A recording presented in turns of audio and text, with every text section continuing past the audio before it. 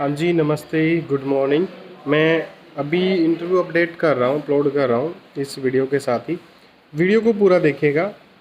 एक चीज़ मैं थोड़ा सा क्लियर कर दूँ 4 गुना वाले मैटर के ऊपर।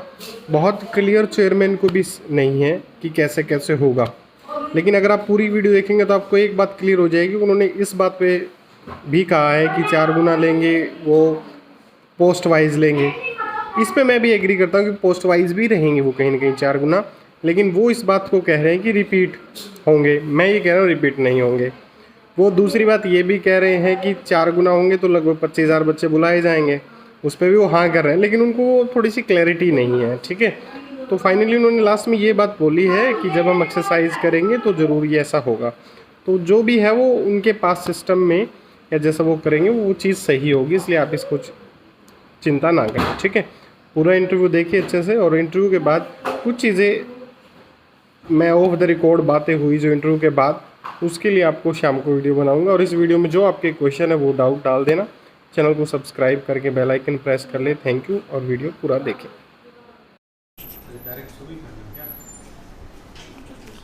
सरकारी जॉब सिटी यूट्यूब चैनल पर आपका बहुत बहुत स्वागत है। और सरकारी जॉब सिटी ही क्या, हमारे साथ तो इंग्लिश के हरियाणा के सबसे बड़े टीचर प्रवीण टाक सर और ऑनलाइन स्टडी प्लेटफॉर्म से साहिल सर भी हैं। माननीय हरियाणा कर्मचारी चयन आयोग चेयरमैन श्री भोपाल सिंह खदरी हमारे साथ हैं। आप सभी के जितने भी सवाल हैं, सभी सवालों का विस्तार पूर्वक जवाब माननीय चेयरमैन साहब देंगे। और साथियों, अब मैं आपका परिचय चेयरमैन साहब से कराता हूँ। एक बार राम राम, नमस्कार चेयरमैन साहब। नमस्कार जी, आपके सभी दर्शकों को भी मेरा नमस्ते। साहिल सर शुरू करेंगे चेयरमैन साहब का इंटरव्यू। आपके सभी सवाल हमने लिख रखे हैं, तो साहिल सर आप चेयरमैन साहब से बारी बारी से। नमस्कार सर। पहला सवाल तो ये है कि जैसे सीईटी पोर्टल भी ओपन कर रखा है, इसके अंदर पोस्ट प्रेफरेंस फिलअप जो है तो सर प्रेफरेंस के अकॉर्डिंग नहीं फिलअप कर रहा, सीरियल नंबर के हिसाब से, जैसे 1 2 3 ऐसे नहीं करवा रहे। पूरी जैसे क्वालिफिकेशन है उसकी, जैसे ग्रेजुएशन है तो सारे सब्जेक्ट वो जो है पोस्ट फिलअप कर रहे हैं। तो ये सर कब, ये क्या मेंस के रिजल्ट के बाद पूछी जाएंगी, जो जैसे एक्साइज इंस्पेक्टर किसी को लेनी है, फूड सप्लाई इंस्पेक्टर लेनी है, इसके बारे में क्या सर? अभी तो जैसे ही वो अपनी क्वालिफिकेशन फिलअप करता है, उसके सामने जिस जिस पोस्ट के लिए वो एलिजिबल है ये रिफ्लेक्ट हो जाता है। जी सर। जैसा आपने कहा प्रेफरेंस नहीं आ रही है, अभी हमने सिर्फ पोस्ट भरने के लिए उसको ऑप्शन दिया है। जब हम 4 गुना बच्चों का टेस्ट ले लेंगे और उसके बाद जब हम डॉक्यूमेंट वेरिफिकेशन में बच्चों को कॉल करेंगे, तब हम पोस्ट की प्रेफरेंस और डिपार्टमेंट की प्रेफरेंस तब लेंगे, ना कि अब लेंगे। जी सर, थैंक यू सर। दूसरा सवाल ये है कि जैसे सीईटी में 4 गुना है कि 4 गुना जो है लेंगे, तो सर इसमें जो है कैटेगरी वाइज 4 गुना लिया जाएगा? एक तो पहला सवाल। पोस्ट में जो उसकी कास्ट की कैटेगरी वाइज है उसका 4 गुना लेंगे। एग्जाम्पल के तौर पे क्लर्क की 100 पोस्टें हैं, उसमें जनरल की 50 पोस्टें हैं, तो 50 गुना 4 200 लोग जनरल के लेंगे। उसमें बीसी की 25 पोस्टें हैं, तो 25 चौका 100 बीसी के लेंगे। इस प्रकार पोस्ट प्लस कास्ट कैटावाइज जो है वो 4 टाइम लेंगे। जी सर, जैसे कि ग्रेजुएशन के मान लिया बहुत सारे ग्रुप हैं, ग्रेजुएशन के अंदर भी बहुत सारी कैटेगरी हैं, तो उसके अंदर एक ही ग्रुप के अंदर क्वालिफिकेशन भी अलग अलग है। जैसे किसी में ग्रेजुएशन के साथ में किसी का एक्सपीरियंस मांग रखा है, तो सर वो जो ग्रेजुएशन वाले सिंपल ग्रेजुएशन है और एक ग्रेजुएशन विद मान लिया एक्सपीरियंस है या कोई उनकी अलग क्वालिफिकेशन है, तो उनका भी तो सर उनका भी अलग अलग लेंगे, उनका भी 4 गुना लेंगे। वो फॉर्म भर रहा है, जैसे ही वो फॉर्म भरता है, अगर किसी में ग्रेजुएशन के साथ कोई परसेंट की रिक्वायरमेंट है, तो जैसे ही वो उस पोस्ट को भरेगा तो उसके सामने एक PDF खुल जाएगा कि क्या आपके नंबर ग्रेजुएशन में 60% हैं या आपके कॉमर्स के साथ BCom के साथ आपके 60% हैं। तो इसलिए एक राइडर लगा हुआ है कि अगर उसके 60% नहीं हैं या MCom की या उसकी जो भी रिक्वायरमेंट है, तो वो अपनी पोस्ट ही फिलअप नहीं कर पाएगा। जी सर, ठीक है सर। अगला सवाल ये है सर कि जैसे 4 गुना ले लेंगे तो अभी कैंडिडेट जो है बहुत ज़्यादा कन्फ्यूज़न ये है कि हमें कब पता ये चलेगा कि हम 4 गुना में आ रहे हैं या नहीं आ रहे हैं, उनकी रैंक जैसे, या फिर उनको कब जो है वो पूरा विश्वास हो जाएगा कि आप मेंस का पेपर देंगे। जैसे ही हमारा पोर्टल 5 मई को बंद होगा, फिर हम हर ग्रुप के लिए 4 टाइम की खोज करेंगे पोस्ट वाइज। मतलब जैसे आप एक ही ग्रुप में 10 पोस्टों के अगेंस्ट जी सर। आपने भरा है, तो इसका मतलब ये है कि अगर आप उस ग्रुप में पेपर दे रहे हैं, एग्ज़ाम दे रहे हैं, तो आप 10 पोस्टों का एग्ज़ाम दे रहे हैं, इसका मतलब ये है। और 4 टाइम का जो एक्सरसाइज है हम जब करेंगे जब हमारा पोर्टल बंद हो जाएगा और हमारे को ये पता लगेगा कि हमारे ग्रुप के अगेंस्ट और पार्टिकुलर पोस्ट के अगेंस्ट कितनी कितनी एप्लीकेशनें आई हैं, उनमें से हम 4 गुणा को चिन्हित करेंगे। साथ के साथ हम जो सीईटी का रिजल्ट है रिवाइज कर रहे हैं, जो हमने विड्रॉल का और वेरीफाई का उनको एक मौका दिया था, तो एक रिजल्ट भी रिवाइज होगा। उसके साथ साथ हम उसको ग्रेडेशन बताएंगे कि अब आपका ग्रेडेशन ये है, और 4 गुणा में हम हर पोस्ट के अगेंस्ट उसको कट ऑफ बताएंगे कि हमारी कट ऑफ तो 4 गुणा की ये है, इससे ऊपर जिसके नंबर हैं सिर्फ उसी को एडमिट कार्ड जारी होगा। अच्छा, तो मतलब सर ये है कि उनको विश्वास, यानी कि उनका नाम उनको उस टाइम पता लगेगा जब एडमिट कार्ड आने के नज़दीक होगा, यानी कि लगभग 5 से 10 दिन पहले। बिल्कुल बिल्कुल ठीक है। तो सर इसमें जो है सीईटी का भी ये रिवाइज रिजल्ट कब तक आ जाएगा, क्योंकि बहुत सारे कैंडिडेट को ये पता नहीं कि उनके 5 नंबर अब जुड़ के आएंगे कि नहीं आएंगे। हम जिसने भी क्वालिफाई किया है हमने सबको मौका दे दिया है। ये स्कोर तो हमको उस समय जरूरत है जब हम 4 गुणा चिन्हित करेंगे। तो अभी किसी भी कैंडिडेट को हम रोक थोड़ी रहे हैं फार्म भरने से। अगर वो क्वालिफाई करता है, रिजर्वेशन कैटेगरी में उसके 38 और जनरल में उसके 47.50 से ज़्यादा नंबर हैं, तो वो अप्लाई करे। स्कोर का जान के क्या करेगा? अभी जब हम 4 टाइम लेंगे तो हम स्कोर बताएंगे उसको। चेयरमैन साहब, आपका एक इंटरव्यू कल प्रकाशित हुआ है, वो जो कल आपने दिया था आज प्रकाशित हुआ है, उसमें आपने एक बात बोली कि जिसने वेरिफिकेशन नहीं कराई है उस समय जब पोर्टल खुला था उसके 5 नंबर के बारे में बड़ा कन्फ्यूजन पैदा हो गया है। बच्चों के बड़े कॉल और मैसेज इस विषय मारे, चेयरमैन साहब से ये कन्फर्म करो जिसने वेरिफिकेशन नहीं कराई है। हमने लगभग 3 बार एक्सटेंशन दी है इसको वेरीफाई करने के लिए। जी सर। हमने ये कहा है कि आपने जो क्लेम किया है आप उसको वेरीफाई करेंगे, या आपने अनजाने में कोई नंबर क्लेम कर दिए हैं और वो आपके बनते नहीं, जैसे नॉन जॉब के हैं, आपने अपने आप को फादरलेस बता दिया, गलती से आप फादरलेस नहीं हैं, आपने आपको विडो बता दिया और अब आपने रीमैरिज कर ली है, तो हमने सिर्फ विड्रॉल का और आपने जो क्लेम किया है उसको वेरीफाई करने का ऑप्शन दिया था। और 3 बार हमने इसको नोटिस डाल के बार बार ये कहा है कि आप इसको अपने वेरीफाई कीजिए। इस दौरान भी अगर किसी ने वेरीफाई नहीं किया तो उसको उठा के हम जनरल कैटेगरी में ले जाएंगे।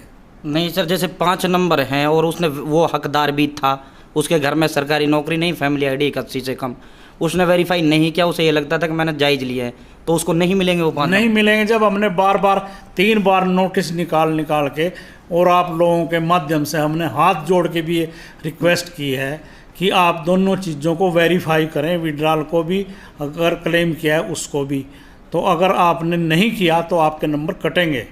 ये तो बहुत बड़ा वो हो जाएगा चेयरमैन साहब, इसमें बड़े तो हो बहुत जाओ, बड़ा बड़े हो जाओ तो हम कैसे मान लें कि हमने जब चांस दिए हैं 3 बार, अगर हम चांस नहीं देते तब ये क्वेश्चन उठता। हमने क्या पता, एक विडो है उस दिन सीटी का फार्म भरा उसने, उस दिन वो विडो थी, आज की डेट में उसने रीमैरिज कर ली है, तो वो 5 नंबर के से हकदार तो बाहर हो गई है। तो हम जिस दिन वो रिजल्ट आएगा और आप जैसा कोई कैंडिडेट अगर उससे 1 नंबर पीछे रह जाता है तो आप कोर्ट में जाएंगे, ये तो विडो नहीं है, इसने तो रीमैरिज कर ली थी कॉमन टेस्ट से पहले ही सीईटी के लिए, तो हम वो कोर्ट क्या आदेश देगा कि आपने इसको गलत नंबर दिए हैं, उसको सिलेक्शन से भी बाहर निकालेगा और आपको सिलेक्शन में ले जाएगा। तो ये एक्सरसाइज हम पहले ही क्यों ना कर लें। तो भाई एक बहुत बड़ी बात चेयरमैन साहब ने कही है, जिसने वेरीफाई नहीं कराया है, चाहे वो हकदार था, उसको 5 नंबर नहीं मिलेंगे। एक बहुत बड़ा सवाल, और बच्चे आपसे इसमें आशा भी करते हैं। आपका एक इंटरव्यू भी प्रकाशित हुआ था, वो भी, और आप बच्चे के हक में रहते हैं। बच्चे चाहते हैं इस पर चेयरमैन साहब स्वतः संज्ञान लें। CET क्वालिफाई को लेकर चेयरमैन साहब क्या? CET क्वालिफाई का सर अब ये सवाल ही नहीं उठता, ये पॉलिसी मैटर है और ये सरकार ने ड्राफ्ट तैयार किया है, उसके एक्ट को आयोग या हम बदल नहीं सकते। ये क्वेश्चन अब बार बार ख़त्म हो जाता है कि क्वालिफाई है नहीं है। आज तक 4 टाइम का फार्मूला है और वो एग्जिस्ट कर रहा है। मुख्यमंत्री साहब का एक बयान आया था, 1,40,000 बच्चों को हम CET ये जो मेंस का होगा उसमें बच्चे परीक्षा देंगे। क्या आपको लगता है चेयरमैन साहब 1,40 बैठेंगे उसमें परीक्षा में? अब मुख्यमंत्री जी ने ये बात किस संदर्भ में की और कैसे कैलकुलेशन किया, इसको तो मेरी जानकारी नहीं है। शायद उन्होंने एक जो 32,000 पोस्टें हैं उसका 4 टाइम कर दिया होगा, या 35,000 पोस्टें हैं 4 टाइम कर दिया होगा। पर मैंने जो फार्मूला आपको बताया कि पोस्ट प्लस कास्ट वाइज जो है 4 टाइम बुलाएंगे, उसमें काउंट कितना जाता है ये कहना अभी उचित नहीं है कि ये तभी होगा जब हमारी पोर्टल बंद हो चुका होगा और ये हमारे को पता लगेगा किस पोस्ट के और किस ग्रुप के अगेंस्ट कितनी कितनी एप्लीकेशनें आई है। चेयरमैन साहब, एक 12th और ग्रेजुएशन लगभग 10-11 हज़ार पोस्टें हैं, उसमें तो कॉमन बच्चे जाएंगे, या हक तो बनता है 44,000 बच्चे आए 4 गुना में, लेकिन वहाँ तो वही बच्चे रिपीट होंगे। दिक्कत तो यही है, इसलिए तो बच्चे सवाल उठा रहे थे चेयरमैन साहब इसको लेकर। क्या सवाल है इसमें? अगर हम हर पोस्ट के अगेंस्ट जैसे पहले फार्म भरवाते थे वैसे ही भरवाते फार्म, तो वो तो जो क्वालिफाई है, एक JEE BTech की है उसने JEE से, वो ग्रेजुएट भी है और JEE के लिए भी एलिजिबल है, वो ड्राफ्ट्समैन के लिए भी एलिजिबल है, यहाँ तक को छोटी से छोटी पोस्ट वेल्डर के लिए भी एलिजिबल है। तो वहाँ नहीं वो 4 या 5 पोस्टें भरता, यहाँ क्वेश्चन कोई ये उठता ही नहीं क्वेश्चन। ये तो बहुत अच्छी बात है कि हम सारी चीज़ों को क्लब करके उससे प्रेफरेंस मांगेंगे और कोई भी पोस्ट रिपीट नहीं होगी। आप 2 या 3 जगह सेलेक्ट नहीं होंगे, आप सिर्फ जहां प्रेफरेंस में आएंगे और जहां आपकी मेरिट स्टैंड करेगी आप वहां सेलेक्ट होंगे। ये तो बहुत अच्छी खुशी की बात है। अगर अलग अलग फार्म भरते तो एक बच्चा एक्साइज टैक्सेशन भी वही लगता, पटवारी भी वही लगता, फूड एंड सप्लाई इंस्पेक्टर भी वही लगता, और वो फिर वेटिंग के कैंडिडेटों के साथ मैनिपुलेशन करता कि मैं वहाँ से छोड़ रहा हूँ, बोल कितने पैसे देने हैं। तो इससे निजात पाने के लिए 1 टाइम 1 रजिस्ट्रेशन है और एक ही पोस्ट वो अवेल कर सकेगा। इससे अच्छी स्कीम तो कोई हो ही नहीं सकती। ना जी चेयरमैन साहब, इस जो अब बात आपने बोली है, इसे वास्तव में प्रदेश का जो युवा है ये खुश है। बहुत बेहतरीन ये आपका तारीफ योग्य कदम आपने ये उठाया और आप हमेशा ही बच्चों की वो रखते हैं। अब साहिल सर आगे सवाल पूछेंगे। सर एक सवाल ये है, जैसे कि 10 जुलाई की कट ऑफ डेट थी सर, जो अपना CET का फॉर्म फिलअप करने की, तो इसके बाद जो कैंडिडेट जैसे हरियाणा पुलिस दुर्गा शक्ति में या और कहीं पे ज्वाइनिंग हुई है बहुत सारे डिपार्टमेंट में, HSC में ही, तो सर उनको जो 9 जॉब के हैं वो 5 नंबर मिलेंगे या नहीं मिलेंगे? देखिए 12 जुलाई 2022 हमारी कट ऑफ डेट थी, तो नॉन जॉब के जो नंबर हैं वो स्टेटस उस दिन का देखा जाएगा, ना कि अब का। और एज का और जो सोशो इकोनॉमिक का उसका स्टेटस है, जैसे EWS का, क्योंकि उसका स्टेटस हर रोज़ बदल रहा है PPP में, वो दोनों चीज़ें अब जब वो फार्म भर रहा होगा वो देखी जाएंगी। कोई बच्चा ये नहीं कह सकता कि जब मैं CET का फार्म मैंने भरा या क्वालिफाई किया उस टाइम मेरी उम्र 42 साल से कम थी और आज मेरी उम्र 42 साल से ऊपर हो गई है। CET को भूल जाओ, CET सिर्फ क्वालिफाइंग टेस्ट था और 3 साल के लिए मान्य रहेगा। ये क्वेश्चन तो अगर वो 3 साल बाद भी आज की 2022 की CET पे फार्म भरता है और ये लगे कहने कि मेरी उम्र तो उस दिन 42 साल से कम थी, तो उसका ये क्लेम नहीं माना जाएगा।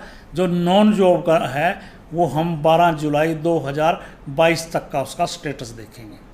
तो सर ये जो इनकम का है, ये EWS का है, ये भी सर 10 जुलाई 2022 से? नहीं, ये लेटेस्ट देखेंगे। अच्छा, इनकम लेटेस्ट देखा जाएगा? जी, क्योंकि फाइनल ईयर जो है वो चेंज होने के बाद सबका स्टेटस चेंज हो जाता है। जी सर। तो सर ये जो फाइनल ईयर के जो स्टूडेंट हैं, जैसे 10 जुलाई के से मान लिया कोई 10 जुलाई को फाइनल ईयर में था, उसका रिजल्ट आ गया अगस्त सितंबर में 2022 में ही, यानी कि 1-2 महीने के बाद, क्या वो अब जो है ग्रेजुएशन वाले जो पोस्ट हैं उनमें एलिजिबल होंगे या नहीं होंगे? देखिए, वो सीईटी का टेस्ट था और सीईटी में सी क्लास के लिए +2 और डी के लिए 10th हमारी रिक्वायरमेंट ये थी। अब जॉब ओरिएंटल जब पोस्ट वो भरेगा तो उसकी एसेंशियल क्वालिफिकेशन आज की डेट में क्या है हम वो लेंगे। अगर उसने हायर क्वालिफिकेशन प्राप्त कर ली है, कोई बच्चा बीए फाइनल में पढ़ रहा था, अब उसकी कंप्लीट हो गई है, तो आज की डेट में देखेंगे वो फॉर्म भर सकता है ग्रेजुएशन पोस्ट ग्रेजुएशन लेवल का, अगर उसके पास सर्टिफिकेट आ गया है। तो सर ये तो बहुत अच्छी बात हो जाएगी, फाइनल ईयर के स्टूडेंट्स जो है काफ़ी उनको फ़ायदा मिल जाएगा जो सीईटी की तैयारी कर रहे हैं। तो सर ये तो बहुत अच्छा कदम है। तो एक चीज़ और ये सर, जो हरियाणा पुलिस की भर्ती है, जैसे बार बार पूछे जा रहा कि ये कन्फर्म है ना सर कि इसी सीईटी के तहत ये जो है ये 5,000-6,000 पोस्टें जो हैं फिलअप कर दी जाएंगी? कुछ कैंडिडेट के मन में डाउट है कि कहीं ऐसा तो नहीं कि जो अगला सीईटी होगा उसके अंदर जाएँ? नहीं, इसी में आएंगी। पुलिस की भर्ती की डिमांड हमारे पास आ चुकी है, 1,000 फीमेल कांस्टेबल और 5,000 मेल कांस्टेबल। सिर्फ जो रिक्रूटमेंट रूल्स हैं और भर्ती का जो सीक्वेंस है कि टेस्ट पहले होगा, पीएमटी पहले होगी, पीएसटी पहले होगी, डॉक्यूमेंट वेरिफिकेशन होगा, ये सीक्वेंस और जो उनके रहे हैं वो आने बकाया हैं, वो भी अगले हफ्ते तक आ जाएंगे और इसी सीईटी के अंतर्गत जो है पुलिस की भर्ती होगी। तो सर ये जो मेंस का रिज़ल्ट है, जैसे अभी एग्ज़ाम्स जून में जुलाई में हो जाएंगे लगभग, तो सर इसका रिज़ल्ट जो है कब तक जारी, ऑलमोस्ट एक एक्सपेक्टेशन हम कर सकते हैं 2 महीने 4 महीने? 2 महीने मान के चलो, जब टेस्ट हो जाएगा उसके 2 महीने बाद। अब की बार हमने जो डॉक्यूमेंट वेरिफिकेशन का ऑनलाइन काम है हम इंटरनल कर रहे हैं वो, और वो भी हम तब नहीं करेंगे जब हमारी लास्ट डेट हो जाएगी। हम हर रोज़ जो व्यक्ति फार्म भर रहा है उसका डॉक्यूमेंट हम हर रोज़ चेक कर रहे हैं। हमारी 20 लोगों की टीम कंप्यूटर पे इसलिए लगी हुई है कि आज जितने फार्म आए हैं उनकी स्क्रूटनी हम साथ साथ करते जा रहे हैं। तो ये ग्रुप डी का जो पेपर है सर, ये एनटीए लेगी या फिर एचएससी? नहीं, एनटीए लेगी। तो सेम पैटर्न पे रहेगा सर? बिल्कुल सेम पैटर्न। ओके सर, तो बहुत बहुत धन्यवाद सर आपका, जो बहुत सारे कैंडिडेट के माइंड में डाउट थे। अब आ जाओ सर, 2-4 सवाल आपके जो हैं।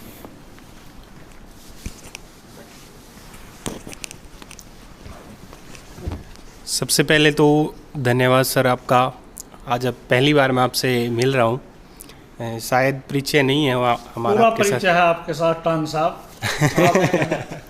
के जो वो ज़्यादातर होती है आपके जो आप डालते हो उसकी वो भी पढ़ता हूँ मैं। ज़्यादातर क्वालिफाई के खिलाफ एकमात्र है सर पूरे हरियाणा प्रदेश के अंदर जो इसके हक में नहीं है। अच्छा सर, एकमात्र है। मेरा प्रयास ये रहता है कि जो सरकार ने इंसान साहब की बीच में रोकता हूँ मैं। हाँ जो ये कहते हैं क्वालिफाइंग के हक में नहीं है, ये जो क्वालिफाइंग के हक में है ना, अब 4 टाइम हम बुला रहे हैं, तो अगर क्वालिफाइंग भी करें हैं इसको तो मेरिटोरियस तो यही 4 टाइम है ना, लगेंगे तो इनमें से खाली खुश होने से क्या फ़ायदा है कि मैंने क्वालिफाइंग था, मैंने एग्ज़ाम दिया है, तो मेरिटोरियस तो बच्चे यही हैं। अब कोई लो मेरिट वाला जो सिर्फ क्वालिफाई है, बहुत कम चांस है कि वो सिलेक्शन तक पहुंच जाए, इसी क्रीम में से जाएंगे सिलेक्शन तक। चलो सर, वैसे मैं बता देता हूँ, मेरा प्रयास ये रहता है कि सरकार ने जो रूल नियम बनाए हैं या एचएससी ने जो नोटिफिकेशन निकाला है उसके हिसाब से मैं स्टूडेंट्स को बताता हूँ। वो उनके हक में नहीं होता तो वो फिर मेरे पे रिएक्शन करते हैं या मेरे एंटी बोलते हैं। साहब एक प्रेरणा स्रोत है और सब आपकी तो सर, इसीलिए थोड़ा बहुत कर सरकारी नौकरी पाई है। जो तूड़ी होती है वो ढोते थे, जब फीस भरी सरकार पे भरोसा था ईमानदारी से नौकरी होंगी, सरकारी नौकरी पाई। बहुत 0 लेवल से उठे हुए व्यक्ति है। बहुत अच्छा। चलो सर, अब क्वेश्चन पे बात करते हैं सर। आपकी नीयत पे कोई संदेह नहीं है, लेकिन सिस्टम में कमियां हैं और उम्मीद ये भी है कि आप बहुत ठीक कर भी रहे हैं, काफ़ी चीज़ों में आपने सुधार किए हैं। सोशल इकोनॉमिक पे आपने बहुत बढ़िया सुधार किया, मैं कह सकता हूँ यहाँ आपके पूरे 10 अंक बनते हैं। लेकिन कुछ चीज़ें अभी भी गलतियाँ हो रही है, खास करके फैमिली आईडी के इशू हैं, ये सरकार की तरफ से ही हो रहा है। बहुत सारे ऐसे जेन्युइन स्टूडेंट्स हैं जिनको क्लेम बनता है, बट उनकी फैमिली आईडी में इनकम ज़्यादा चढ़ी हुई है, और बहुत सारे ऐसे भी हैं जिन्होंने गलत तरीके से सरपंच से या कहीं से भी सिफारिश वगैरह से उन्होंने कम ले लिया, कम करवा लिया। तो ये चीज़ें हैं, थोड़ा सा हो सके तो इस पर कुछ हो सकता है। अगर इस पे तो सरकार से बात की जाए कि एक चांस उनको दिया जाए जिनका जेन्युइन हक बनता है। ऐसे भी कई केसेस आपके सामने भी आए होंगे कि गलती से 1 लाख की जगह 10 लाख चढ़ गई और ठीक नहीं हो पा रही है, तो अब वो स्टूडेंट कहीं नहीं जा सकता। आपके पास भी पता नहीं है कि वो 10 लाख वाला है कि 1 लाख वाला है। तो ये इस तरह की जो छोटी छोटी खामियां हैं, इस पे मैं आपका ध्यान दिलाना चाहता हूँ। ये सरकार की व्यवस्था है। हाँ, व्यवस्था और मैं टांग साहब बड़े खुले मन से स्वीकार करता हूँ कि जब कोई सिस्टम शुरू होता है उसमें कमियां रह जाती हैं। जैसे आपने कहा कि उसकी इनकम ऐसे शो हो रही है, कि ऐसे भी बहुत से उदाहरण जो है वो मुख्यमंत्री जी के और सरकार के पास आए हैं कि एक व्यक्ति प्रेस का काम करता है, उसकी इनकम जो है वो 1,80,000 से तो कम है, मगर उसकी बिजली का बिल 7,000 से ऊपर चला गया। तो उसने किया तो प्रेस के लिए था, मजदूरी का काम कर रहा है, मगर वो उस स्लैब से बाहर निकल गया। तो इस तरह की घटनाएं तो हैं, पर जब कोई चीज़ नई शुरू होती है, पोर्टल नया शुरू होता है, तो कुछ ना कुछ कमियां तो रह ही जाती है। सरकार ने विधानसभा में इस बात को कहा है कि बिल वाला मैटर वो सुलझाएंगे, उम्मीद है आप करते हैं इस तरह की बात। सर, एक्सपीरियंस के मार्क्स जो है वो एनटीए ने दे दिए सभी को, जिसने कोई भी फर्जी लगाया या सही लगाया, कोई भी चीज़ का एक्सपीरियंस लगाया। प्री में जब कोई पोस्ट ही नहीं है हमारी अब तक कि हमने कौन सी पोस्ट मिली है, तो मार्क्स लेने का कोई मतलब बनता नहीं है। तो प्री में एक्सपीरियंस के जो मार्क्स मिले हैं, और शायद वो किसी ने विड्रॉ भी नहीं किए होंगे, तो उस पर आपने ध्यान देने की ज़रूरत है। उस तरफ मैं आपका ध्यान दिलाना चाहूँगा कि वो सेकंड में बनेंगे, मेंस में जो पोस्ट मिलेगी उसके हिसाब से वो बनेगी। इस बात का मैं जवाब देता हूँ कि जो एक्सपीरियंस के नंबर हैं, वहाँ पे जब सीटी के लिए आप फॉर्म भर रहे थे या सीटी का एग्ज़ाम दे रहे थे, कहीं भी इंस्ट्रक्शंस में ये नहीं लिखा हुआ था कि आपका एक्सपीरियंस सेम पोस्ट पे या उससे हायर पोस्ट पे या सिमिलर पोस्ट पे होना चाहिए। तो सरकार की मंशा ये थी कि अगर किसी ने एक्सपीरियंस ले लिया है तो उसको नंबर दे दिए जाएं। वहाँ पे ये नहीं था, पर अब जब पोस्ट के अगेंस्ट भरेगा तो हमने ये कहा है कि हम अगले नंबर उसको तब देंगे जब वो सेम पोस्ट पे काम कर रहा हो या हायर पोस्ट पे काम कर रहा हो या सिमिलर पोस्ट पे काम कर रहा हो। जैसे कोई क्लर्क है, क्लर्क का काम कर रहा है, क्लर्क की जगह वो अकाउंटेंट लगा हुआ है हरियाणा कौशल विकास निगम से, तो अगले अवार्ड जो करेंगे मार्क्स हम उस आधार पे एक्सपीरियंस के करेंगे। वहाँ तो सरकार ने ये सोच के किया है कि उसने काम तो किया है, चाहे उसने किसी डिपार्टमेंट या किसी भी पोस्ट पे किया है, एक उसका टेम्परामेंट बन गया काम करने का, सर्विस करने का। लेकिन उसमें एक मिस्टेक ये भी है कि 1 अंक दे दिया गया है 1 साल के लिए, उसमें वो थोड़ी सी मिस्टेक है, उस पर थोड़ा सा ध्यान दे लेंगे आप। वो शायद साल के हिसाब से दे दिया है मार्क्स, वो हाफ मार्क्स बनता है शायद, तो जो भी नियम है उसके हिसाब से आप देख लेंगे। एक कैटेगरी का इशू है सर, आपने प्री में कैटेगरी जो कर दी, अब ये कह रहे हैं कि मेंस में भी सेम रहेगी, लेकिन कुछ में क्रीमी लेयर का क्राइटेरिया चेंज हो गया या कुछ का ईडब्ल्यूएस का चेंज हो गया। ईडब्ल्यूएस में पहले थे एलिजिबल, अब नहीं है। तो ऐसे स्टूडेंट्स के लिए आप बताएं कि ईडब्ल्यूएस उनको कौन सा आगे दिखाना होगा डीवी के टाइम पे और कौन से अपलोड करना है, ये थोड़ा सा इसके बारे में। जो वो अब पोस्ट के अगेंस्ट फिलअप कर रहा है, जैसे मैं BCB हूँ, मेरे को BCB से तो कोई रोक नहीं सकता, बट अगर मेरी इनकम 6 लाख से ऊपर है तो मैं क्रीमी लेयर में आ गया और मैं जनरल में काउंट होऊंगा अब आज की डेट में। ऐसे ही EWS का हर बार स्टेटस बदलता रहता है। मान लो आज आपकी इनकम 81 थी, कल कहीं से आपकी लॉटरी लगी या आपकी ज़मीन बिकी और आपके खाते में उतने पैसे आ गए, आपका स्टेटस वहाँ भी बदल गया। तो ये तो हम वही अब की टाइम का देखेंगे जो फ्रेश आप भर रहे हैं। तो सर उसमें ये दिक्कत आएगी ना सर कि अब जिसका EWS में कुछ रैंक है, अब वो चेंज हो जाएगा, उस रैंक के हिसाब से आप उसको सेकंड का चांस देने वाले हैं। अब वो मान लो जनरल में चला गया तो रैंक से तो डिफरेंस हो जाएगा फिर। हाँ, तो करे क्या, व्यवस्था ऐसी है। आज वो कल वो EWS था, EWS में उसको 38 नंबर चाहिए थे, अब उसको 47.5 से ऊपर अगर है वो, तब वो जनरल में जा सकेगा। आप एक बात और भी कह सकते हैं कि कई पोस्टें ऐसी हैं जहाँ पे BCB की पोस्ट ही नहीं है, वहाँ जनरल की पोस्टें हैं।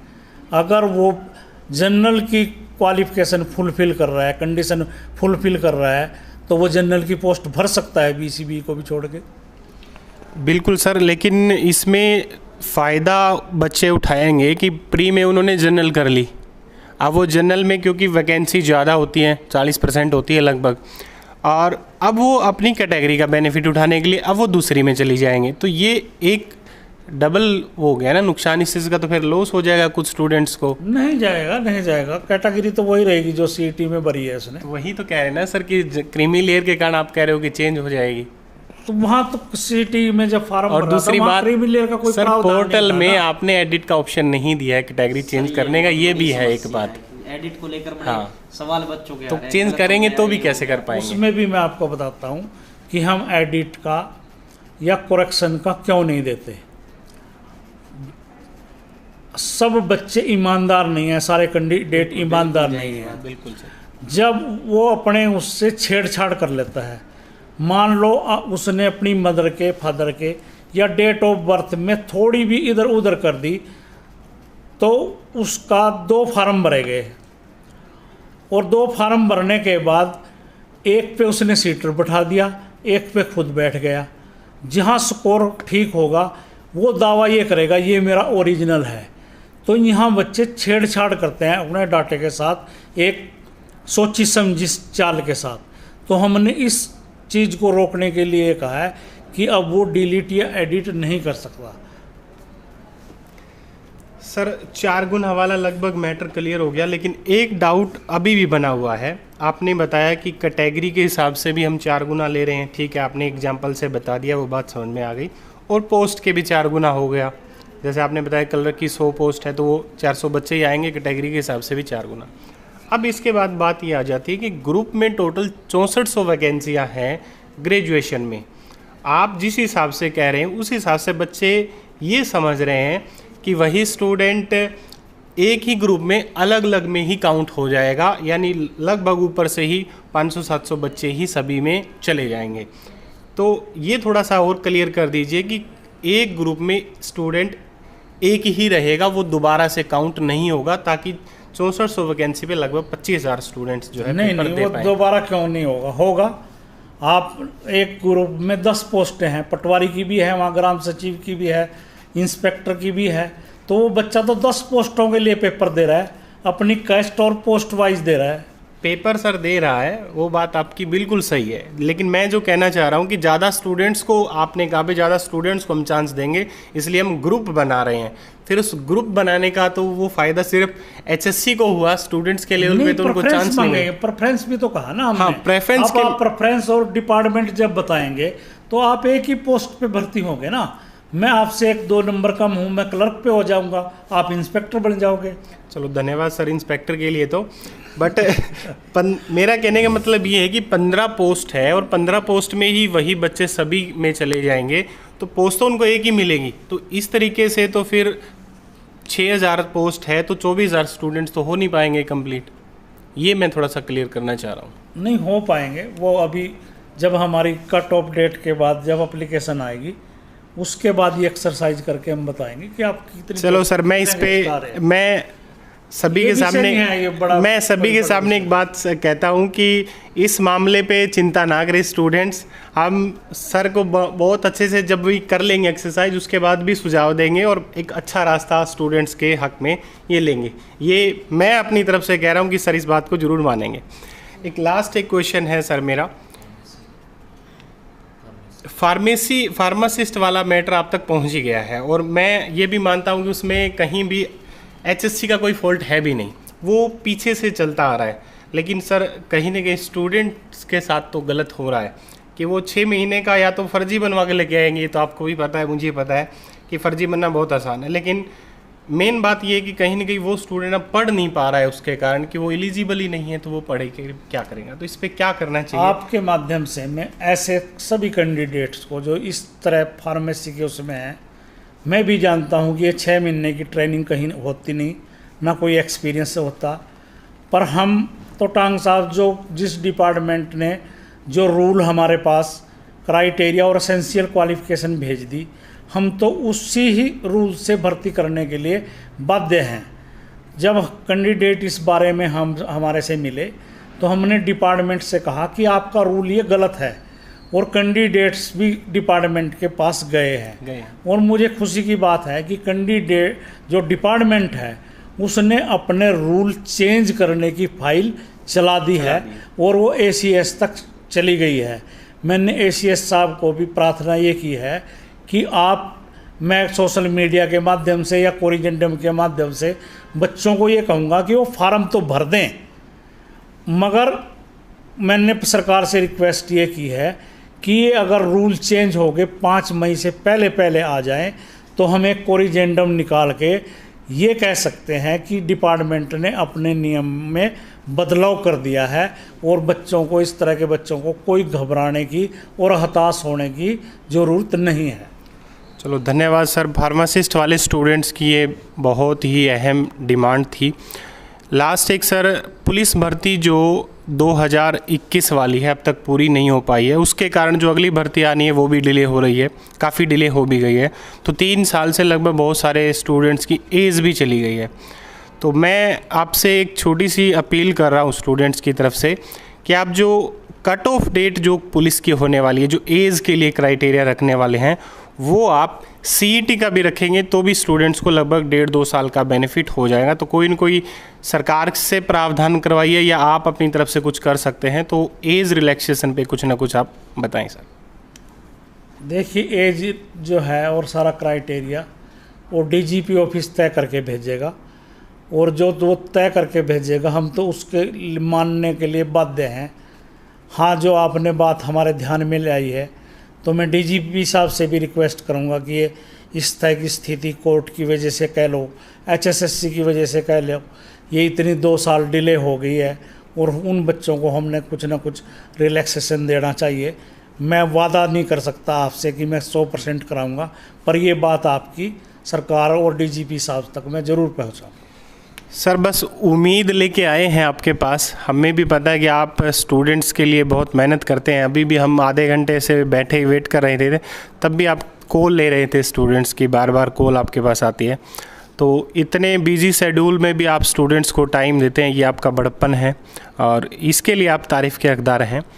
और बाकी हम आपसे यही कहेंगे सर कि थोड़ा सा सिस्टम को ऐसा रखिए कि स्टूडेंट्स को परेशानियाँ कम हो। कई बार ये होता है कि आपके पास शायद यहाँ स्टूडेंट्स, हम भी देख रहे हैं नीचे बहुत स्टूडेंट्स आ रहे हैं, बहुत गलत मांगे भी लेके आते हैं, लेकिन कई बार ऐसा भी होता है कि 1-2 स्टूडेंट सही चीज़ को लेके भी आता है तो वो कहीं ना कहीं रह जाता है।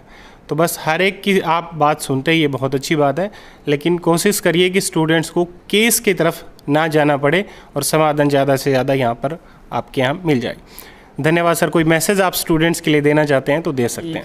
एक सवाल सर जी, ये शिक्षा से और उससे हटकर चेयरमैन साहब से सवाल करेंगे। हम न्यूज़ और योजना हरियाणा सरकार की कवर करते हैं, एजुकेशन हमारा अलग है, तो राजनीतिक गलियारों में भी ये चर्चा है और हरियाणा का जो युवा है, जहाँ तक सर ये बैठे हुए हैं, इनके भी मन में है। क्या हम भावी विधायक माननीय भोपाल सिंह खत्री से बात कर रहे हैं? नहीं, ये राजनीतिक गलियारों में बहुत ज़्यादा चर्चा युवाओं में ये है चेयरमैन साहब। नहीं, मैं पॉलिटिक्स की तरफ बिल्कुल भी नहीं जाना चाहता। और जिस पोस्ट पे सरकार ने मेरे को बिठाया है, अब तो मेरा राजनीतिक भविष्य क्या, सोशल भविष्य भी ख़त्म हो गया है। क्योंकि ना मैंने कोई अपने रिश्तेदार की माननी, ना कई मित्र प्यारे की माननी, ना किसी पार्टी के नेता की माननी, ना किसी विधायक की माननी। तो मैंने पूरी ईमानदारी के साथ काम करने का जो बीड़ा उठाया था। जैसे आपने देखा कि एक फौजी बाद में जाके जो अपने समाज में जाता है, काफ़ी देर तक वो फिट नहीं बैठता वहाँ पे, तो वो लोग हमारे से कहेंगे जब मैं कोई इलेक्शन की बात करूँगा कि आपने तो हमारे लिए कुछ किया नहीं, तो हम वोट क्यों दें आपको। तो मैंने ऐसी कोई गलतफहमी नहीं पाली हुई है कि मैं इलेक्शन लड़ूं या पॉलिटिक्स में जाऊं। नहीं सर, ईमानदारी से तो आपने काम किया है, ईमानदारी सरकार ने काम किया है, आपने काम किया है ईमानदारी से। ये क्लियर कर दो सर, विधानसभा सीट बता दो। कोई विधानसभा सीट नहीं, मेरा कोई इंटरेस्ट नहीं है पॉलिटिक्स। सर स्टूडेंट्स के लिए क्या मैसेज देना चाहेंगे? और एक बार फिर सर का बहुत बहुत धन्यवाद। सर के पास इतनी कॉल, इतने मैसेज, हम एक छोटे से बहुत छोटे से यूट्यूबर हम ब्लैक लिस्ट में डाल देते हैं अननोन नंबर को, मैसेज का जवाब नहीं देते। और चेयरमैन साहब इतने बड़े पद पर है, ये बहुत बड़ी, ये काबिल तारीफ़ काम चेयरमैन साहब कर रहे हैं। और बच्चे नहीं चाहते। महेंद्रगढ़ से एक लड़की अभी बैठी थी, वो मैं पूछ रहा कि भाई चेयरमैन साहब से उम्मीद है सुनेंगे, इसलिए मैं महेंद्रगढ़ से आ गई। तो ये एक वो है। आखिर में चेयरमैन साहब से कहेंगे बच्चों के लिए कुछ संदेश दें। मैं आपके चैनल के माध्यम से जो बच्चे इन पोस्टों के अगेंस्ट अप्लाई करने जा रहे हैं, उन सब से रिक्वेस्ट है कि वो केयरफुली इंस्ट्रक्शंस पढ़ें। सारी चीज़ों को पढ़ने के बाद बहुत ही इत्मीनान से, उतावड़ापन बिल्कुल नहीं दिखाना, अपना फॉर्म फिलअप करें। वो छोटी छोटी गलतियां करते रहते हैं, एडिट डिलीट और करेक्शन का कोई प्रावधान नहीं है, तो एक छोटी सी गलती के कारण एक कैंडिडेट का भविष्य खराब हो जाए, वो कोर्ट तक जाए फिर कि मेरे से तो SC था, BC B लिखा गया, ये कर दिया, और बाद में आके वो कहता है साइबर कैफ़े वाले ने किया है। तो अगर आपने फॉर्म खुद भरें, आप अगर आप नहीं भर पा रहे, साइबर कैफ़े वाले के पास आप बैठें और उसका प्रिंट लें एक बार आप कि मैंने फॉर्म ठीक भरा है या नहीं भरा है। तो ये सारी चीज़ें देख के आप केयरफुली फॉर्म भरें और आप अपनी परीक्षा की तैयारी करें। मैं आप सबको बहुत बहुत शुभकामनाएं देती हैं कि ये जो 60,000 या 62,000 पोस्टें भरी जा रही हैं, इनमें आपका भी नंबर कहीं ना कहीं ज़रूर आए। आपको बहुत बहुत शुभकामनाएं। ये दलालों और उसके लिए दो शब्द और चेयरमैन साहब, सरकार की नीति और आपकी ईमानदारी की जो रही है, इसको लेकर, ताकि कोई भ्रम में ना रहे बिल्कुल भी। नहीं, दलालों का, नकल माफिया का, ये वो सारे चैनल अब बंद हो चुके हैं, ख़त्म ही हो गए हैं, ख़त्म हो चुके हैं। जैसे कि आपने बताया कि टांग साहब अपनी ईमानदारी और योग्यता से हैं, तो एक उदाहरण है हमारे पास। जो लोग आलोचना करते हैं, पर्ची खर्ची उसकी बात करते हैं, तो मेरा तो उनसे रिक्वेस्ट है कि जो लोग सेलेक्ट हुए हैं उनके पास जाके उनका व्यू पूछें कि उन्होंने किस तरीके से उन्होंने सर्विस पाई है।